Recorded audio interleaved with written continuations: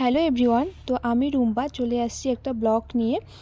তো এই ব্লগটা বেশ কিছুদিন আগের এডিট করব ভাবি করা আর হয় না। তো সেদিন প্রচণ্ড পরিমাণে গরম ছিল, তো দাঁড়িয়ে আমি একটু স্প্রাইট খেয়ে নিচ্ছি। তো আমরা যাচ্ছি ঘুরতে, তো কোথায় যাচ্ছি সেটা দেখতে হলে সম্পূর্ণ ভিডিওটা কন্টিনিউ করতে হবে। তো এই হচ্ছে গত্তেশ্বরী মন্দির। তো বলতে বলতে প্রায় চলেই এলাম।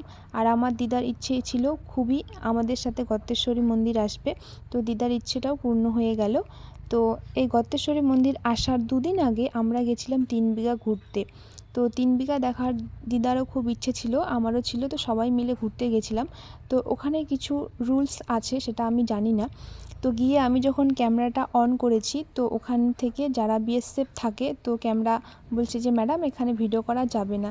তো যাই হোক, ওরা তো বলবেই, কারণ ওটা রুলস নেই ভিডিও করার। তো আমি জানতাম না। তো ওরকম করে বললে না কেমন যেন একটা লাগে। তো এই মন্দিরে এসে আগে আমি পুরোহিতকে জিজ্ঞাসা করে নিয়েছি যে ভিডিও করা যাবে কি না। পুরোহিত বলে হ্যাঁ অবশ্যই যাবে। আর অনেক মন্দিরে কিন্তু ভিডিও করতে না দেয়, তো সেজন্যই জিজ্ঞাসা করে নিয়েছি। তো আমাদের পুজো দেওয়া কমপ্লিট, তো প্রসাদও পেয়ে গেলাম। প্রসাদ খাওয়ার পর মন্দিরের পাশেই একটা পুকুর আছে, তো এখানে চলে আসলাম।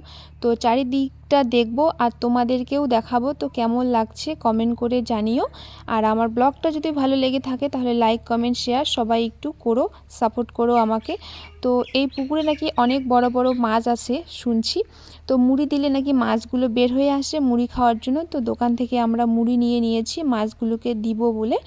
তো দেখি বের হয়ে আসে কি না মাছগুলো, তো সেটাই দেখার বাকি আছে এখন। তো তোমরাও দেখতে থাকো। এই যে দেখো, ফাইনালি কিন্তু মাছগুলো চলে আসছে মুড়ি খাওয়ার জন্য, দেখতে পাচ্ছ তোমরা। তো আরও অনেক বড় বড় মাছ ছিল, সেভাবে ভিডিওটা করতে পারিনি। তো এখানেই টাটা বাই বাই করে দিচ্ছি, দেখা হচ্ছে নেক্সট ব্লগে খুব তাড়াতাড়ি। ভালো লাগলে লাইক কমেন্ট শেয়ার করো, ততক্ষণে ভালো থেকো, সুস্থ থেকো, বাই।